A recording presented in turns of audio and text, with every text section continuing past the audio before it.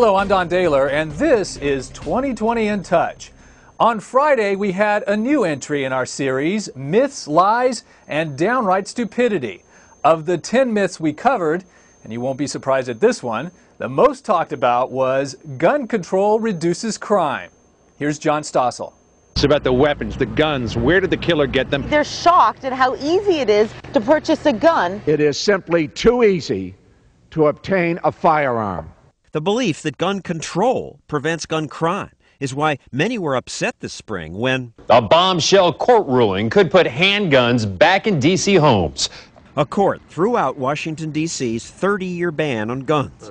And that's outrageous, said public officials. More guns, very simply, lead to more violence.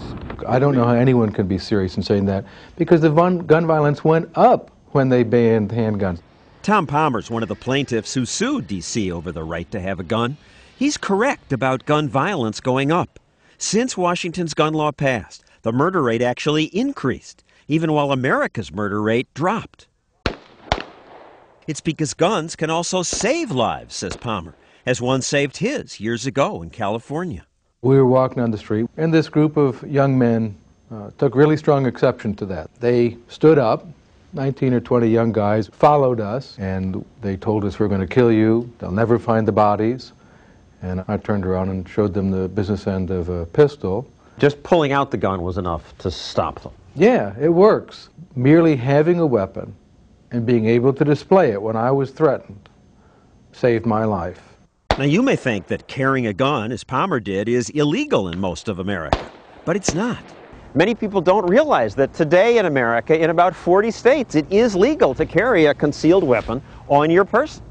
And in those 40 states, there is no more violent crime or murder than in states where guns are restricted. The town of Kennesaw, Georgia, went a step further and passed a law requiring every household to have a gun.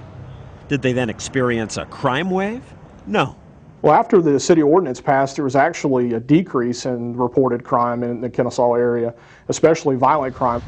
Now, I don't want politicians ordering me to have a gun, and the law isn't enforced here. But townspeople we talk to like the law. I think it makes people think twice. This is a very peaceful place to be. We should have guns. I mean, that's what free society do. These maximum security felons said they fear an armed victim much more than the police. When you're going to rob somebody you don't know, it makes it harder. And they said gun laws don't matter to them. They don't obey them. I'm not worried about the government saying that I can't carry a gun. I'm going to carry a gun anyway. It's impossible to know exactly how often guns stop criminals because who reports a crime that doesn't happen? But people use guns in self-defense every day. Often just showing a gun is enough to prevent the crime. When robbers broke into Joyce and Raymond Pappin's home and attacked Raymond, he yelled, "Get the gun, get the gun." Joyce did, and when the robbers saw it, they ran away. Boy, when he saw the gun, he just started running, and they weren't just walking fast, they were running. They had boots on, you could hear them boots a-clopping.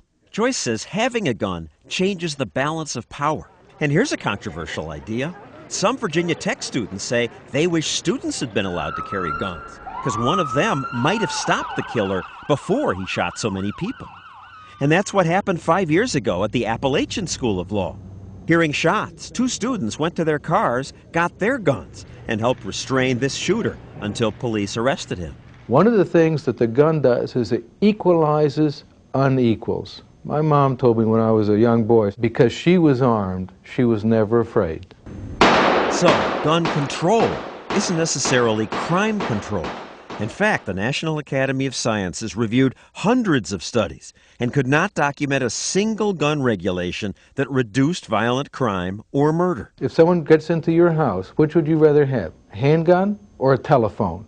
You can call the police if you want, and they'll get there, and they'll take a picture of your dead body. But they can't get there in time to save your life. The first line of defense is you. And it'll be no surprise to you that we've heard from a lot of viewers on both sides of the gun control issue. Here are a few samples of what they wrote. If you actually believe fighting gun crimes with guns are the solution, you're highly mistaken. Maybe we should wonder why we have one of the highest crime rates from all the modernized nations. And another viewer agreed. The bad news for crimes involving guns: the U.S. rate is incredibly high compared to other developed nations. We have the highest crime rate, and the other developed nations are not even close to our horrible death rate, killing each other with guns. But others had a different point of view. Criminals prefer an unarmed public. Our nation's worst crime statistics and most horrific recent events have taken place in areas that are known to be no-carry zones for law-abiding citizens. There's a reason schools make such good targets for gun violence. Only the criminal will be armed. And another viewer wrote, Canada has the same firearms heritage as the U.S., yet a fraction of the crime. Reason? Guns are not the problem. People are the problem. For all of us at 2020, I'm Don Daler. We're in touch, so you be in touch.